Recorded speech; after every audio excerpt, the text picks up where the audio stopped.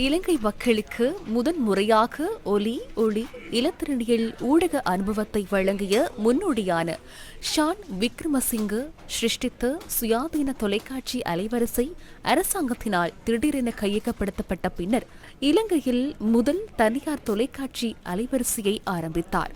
அதுவே TNL தொலைக்காட்சி அலைவரிசையாகும். தொழில்நுட்ப அறிவு முகாமைத்துவத்தில் சிறந்த திறன்களை கொண்டிருந்த ஷான் விக்ரமசிங்க TNL அலைவரிசையை ஸ்தாபித்தார்.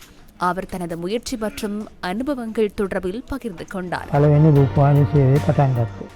நான் 1979 ஆண்டு ஏப்ரல் மாதம் 13ஆம் திகதியே முதலாவது தொலைக்காட்சி சேவையை ஆரம்பித்தேன்.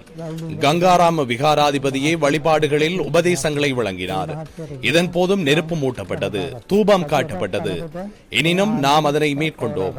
அண்டனாவின் பகுதியொன்று சேதமடைந்து காணப்பட்டது.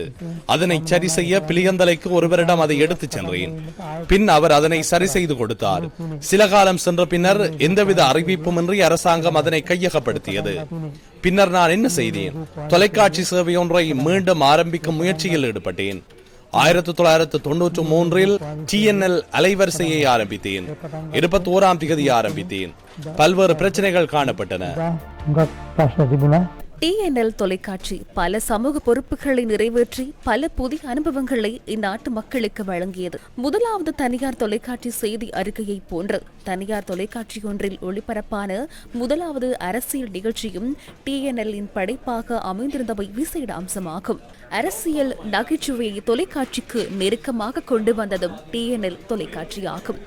வர்த்தக நோக்கத்தை விடவும் தேசிய நோக்கத்திற்காக எப்போதும் அர்ப்பணிப்புடன் செயற்பட்ட TNL தொலைக்காட்சி உள்நாட்டிலும் வெளிநாட்டிலும் பல பாராட்டுகளை பெற்றுக் கொண்டது. TNL தொலைக்காட்சி சேவையின் 31வது ஆண்டு விழா சமய வழிபாடுகளுக்கு முன்னுரிமை அளித்து கொண்டாடப்பட்டது. நாட்டுக்காகவும் மக்களுக்காகவும் மக்களின் தகவல் அறியும் உரிமைக்காகவும் நாளாந்தம் அர்ப்பணிப்புடன் செயற்பட்டு 31வது அகவை பூர்த்தியை கொண்டாடும் TNL தொலைக்காட்சி சேவைக்கு சக்தி சிரசு ஊடக வலையமைப்பின் இதயபூர்வமான வாழ்த்துக்கள்.